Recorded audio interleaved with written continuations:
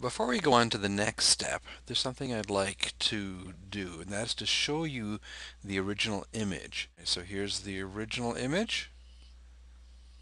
It's okay. The water's certainly rather anemic. The rocks are yellow. The rocks on the right are rather pale. And here's the current image. Maybe a little over the top in the rocks on the right. Water's certainly looking much better. The mist is more visible. Maybe we could use a little detail in the rocks on the left. All things that we can modify. Right. So now that you've seen what it looked like and where we are now, what I'm going to do is I'm going to duplicate the image in a separate layer by dragging it down. And then I'm going to use my Akvis Enhancer tool, which modifies local contrast, and see if we can make the image look better. So Akvis Enhancer. This is a plugin which you have to purchase, but I found very handy over the years. So it's certainly increasing local contrast. You see some fabulous detail in the rock right here. The water is even better. The shadows are more open. I think it might be quite good. Now these are the default settings. I quite often use the default settings. It's only about 10% of the time I actually change them, mostly because I've done a lot of the editing beforehand. So we'll just go ahead and accept the default settings and see what she does. I almost never use total enhancement. And there we have the enhancement. And I'm just going to use my layers to turn it on and off. So it's on at the moment, and now it's off. On, off. Wow, the image without it is rather dull, isn't it? On. The rocks on the left I think are a bit too bright, but boy, I love what it's done on the right-hand side of the image and to the water. It's got a third dimension to it that it didn't have before, all from local contrast enhancement. So what I'm going to do is I'm going to take the layer with its full effect for now. I'm going to create a white mask, and I'm going to select the paintbrush. I'm going to select black ink, and I'm going to undo some of the enhancement by masking that out. Oh, let's go 30%. So if I hit this, I'm going to reduce the enhancement by 30% in here. Maybe a little bit more than 30% in here. So we've almost eliminated the enhancement in this area. Little duller. No, actually I think that overdid it. Okay, that's looking pretty good. Now I'm going to take the opacity slider for the entire layer. Now that's looking rather nice. Colors are maybe a little bright in here. I'd still like to darken the water just a little bit here. Maybe I'll do that next. So I'm going to create another curves layer. And I'm just going to darken the water here. Okay, once again I'm making it too dark. But bear with me. Alright, so I'm going to mask that out. Now I'm going to come in with my adjustment layer. 30%. Oh, white ink though. There we go. Ah, yes. That's increased the detail there. A little bit there. Maybe just a hair there.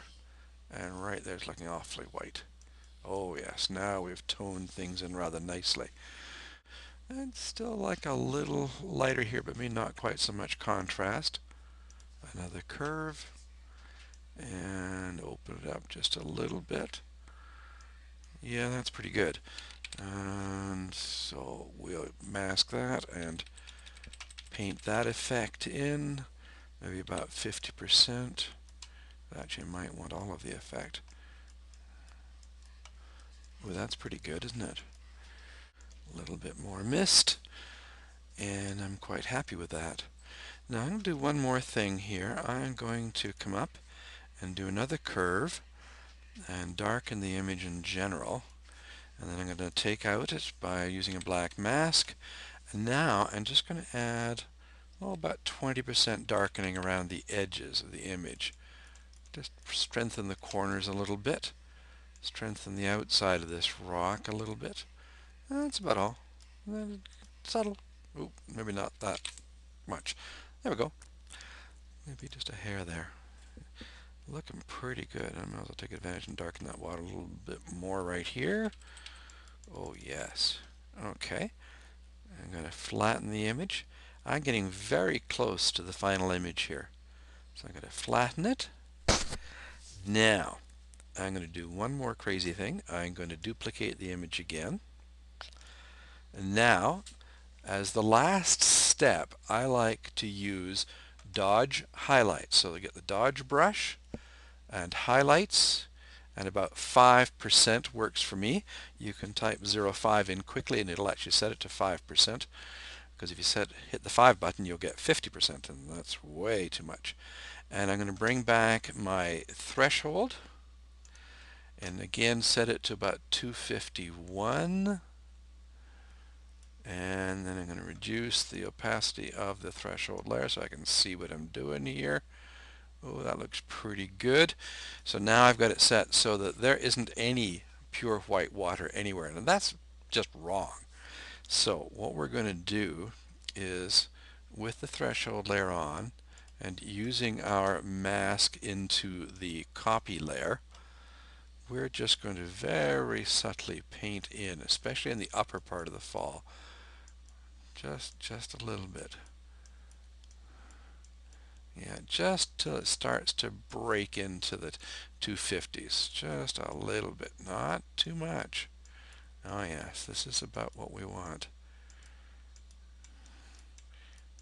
Now the whole point of using the dodge highlights is that it doesn't bugger up the rest of the image, so it ends up actually increasing contrast in the highlights. Now let's have a look at what we've done before we get too carried away. So threshold layer off. Ooh, a bit bright in here. I quite like what it's done elsewhere. Now I could undo that, but because I've actually got a copy layer, I can add a white mask to it. I can flip over to the brush, switch to black ink, and I can undo a little bit of that with about a 20% brush. Ah, yes, just a hair there. Does that look nice and bright? It does. Oh yes, maybe a little too bright. Okay, that is looking awesome.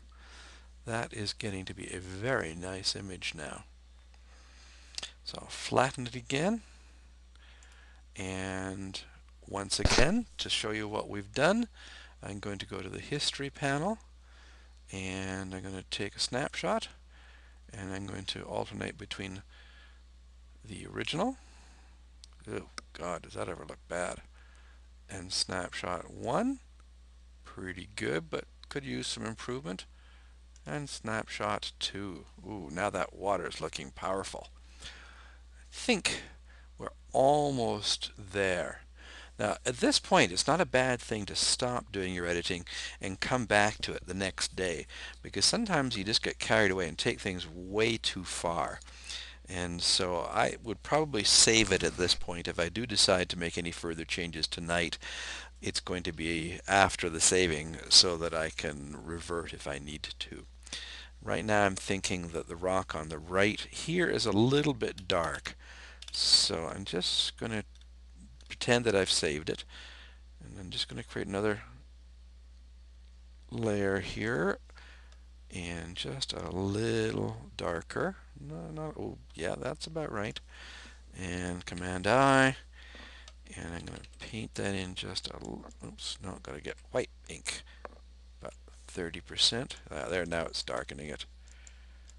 Just.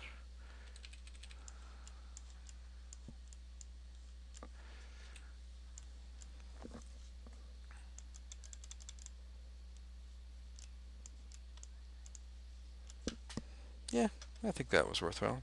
Turn it off. Turn it on. Maybe a little too dark. Yeah. Use the layer opacity slider to fine tune it to about there. Very happy with the image now. Water is bright. Mist is good. Rocks balance. and I think we're done for the night.